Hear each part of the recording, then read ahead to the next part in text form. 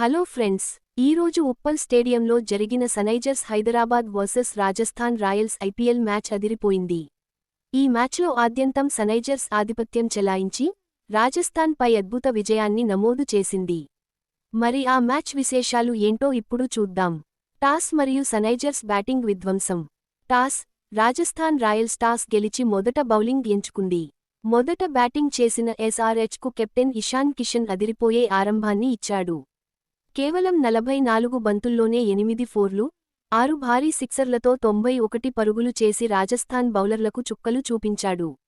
Middle order finishing, చివర్లో Heinrich Klaasen 26 బంతుల్లో 40, నితీశ్ కుమార్ రెడ్డి 13 బంతుల్లో 28 సూపర్ ఫినిషింగ్ ఇవ్వడంతో సన్రైజర్స్ నిర్ణీత 20 ఓవర్లలో 216/6 భారీ స్కోరును సాధించింది.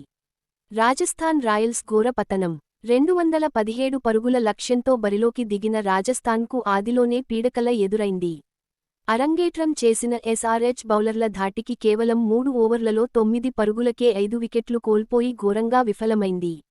యశస్వి జైస్వాల్ లాంటి స్టార్లు కూడా నిరాశపరిచారు. ఫెరీరా, జడేజాల పోరాటం.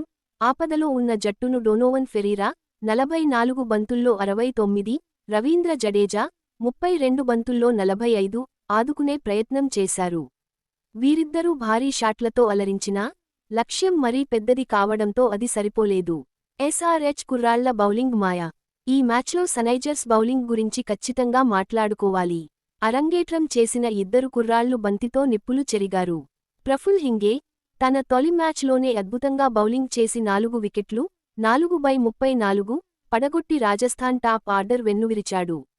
సాకిబ్ హుస్సేన్, మరో డెబ్యూ బౌలర్ సాకిబ్ హుస్సేన్ కూడా ఏమాత్రం తీసిపోకుండా 4 వికెట్లు, 4/24 తీసి రాజస్థాన్ పతనాన్ని శాసించాడు. రాజస్థాన్ రాయల్స్ 19 ఓవర్లలో 159 పరుగులకే ఆలౌట్ అయింది. దీంతో సన్రైజర్స్ హైదరాబాద్ 57 పరుగుల భారీ తేడాతో ఘన విజయం సాధించింది. ఇవి ఫ్రెండ్స్ ఈరోజు మ్యాచ్ హైలైట్స్.